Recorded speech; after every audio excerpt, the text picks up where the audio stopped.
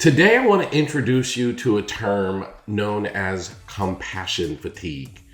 Now, compassion fatigue is a term that most people in the mental health field are very familiar with, and that is the fatigue or burnout that we experience as people who are always investing in other people.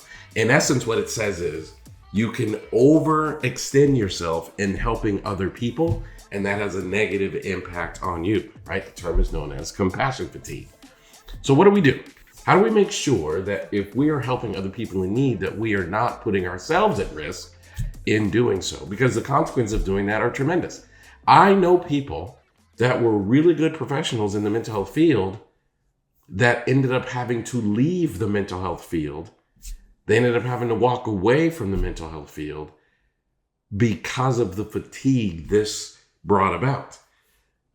Because of the fatigue this phenomenon led to. Because when you overextend yourself in giving to people, when you overextend yourself in supporting other people, it literally creates these challenges.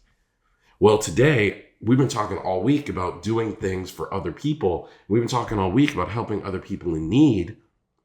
That means I feel like I have a responsibility to let you know how to do that in a healthy way. I feel like I have a responsibility to let you know how to avoid compassion fatigue, as I'm also encouraging you to do things to make a difference in other people's lives. So welcome back to the aha moments, where every day I share the lessons I've learned in my work as a psychotherapist and in my life to inspire you to live your very best life. Of course, I'm your host, Elliott Connie. So the first time I ever noticed people experiencing compassion fatigue is when literally people would come to work one day and they're like, I'm going to resign. Like, I can't do this job anymore. And it was because we were being asked to give so much of ourselves in our work capacity that there wasn't a lot left for us. And what I realized then was it's important that I take care of me as I'm also taking care of other people. And there are a couple of ways to do that. Number one, regardless of what you're doing for other people, make sure you're attending to your own needs too. I am someone who's a pretty big introvert, and I need alone time that really matters to me, that really impacts me. And I need to be able to fulfill my desire to make this world a better place, which is where what makes me driven to help other people. I want to make the world a better place, but also I want to be able to meet my own needs of being alone. So if I am going to go to a toy drive and spend all day helping families, then if someone asks me later that day to do something, I'm going to say, no, I can't do anymore. I need to go and be by myself, sit at home and play a video game, read a book, do some writing. I need to do an isolated activity to be able to make sure I'm taking care of myself. And the other thing, and I want to introduce you to another term that's going to protect you from compassion fatigue, and that is help with boundaries.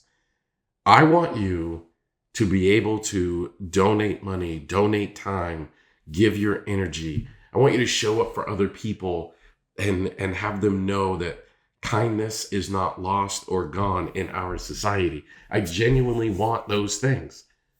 But I don't want you giving your last dollar. I don't want you donating money that was otherwise supposed to be for bills or for your own family's Christmas. I don't want you helping other people to the point where you are sacrificing things that you are not willing to sacrifice. That is actually when compassion fatigue becomes a problem, is when we start helping people and it begins to cause us to lose things in our lives that we are not willing to lose. That's when it becomes the biggest problem.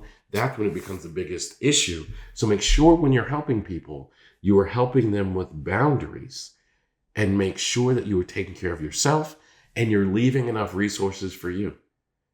I said in a video earlier this week, or I should say, I said in a podcast episode earlier this week, that I want you to literally, if all you have that you can afford to give away is canned soup, and literally one canned soup, I'd love for you to go to a food pantry and give that one canned soup, because there are people for whom that one canned soup might be the only meal they have for a couple of days. But if that's your last can of soup, or if that can of soup serves a purpose in your life, I don't want you to give it. So I want you to learn how to give with boundaries, because when you do that, it'll make a massive difference for you. It's going to allow you to be the empathetic person that is healthy and good for you, but also be the kind of person that shows up in society and makes a positive difference. So give with boundaries. Thanks for being here. If you wouldn't mind doing me a super huge favor, I would love it if you would share this podcast with at least one person in your life that you think could benefit from hearing this message today. And also, don't forget to subscribe on Apple Podcasts or anywhere else you listen to your podcast. And also follow me on all of the social media platforms: Facebook, Instagram, Blue Sky. You can search for my name, Elliott Connie, or at Elliott Speaks. That's my handle across all platforms. Can't wait to see you tomorrow.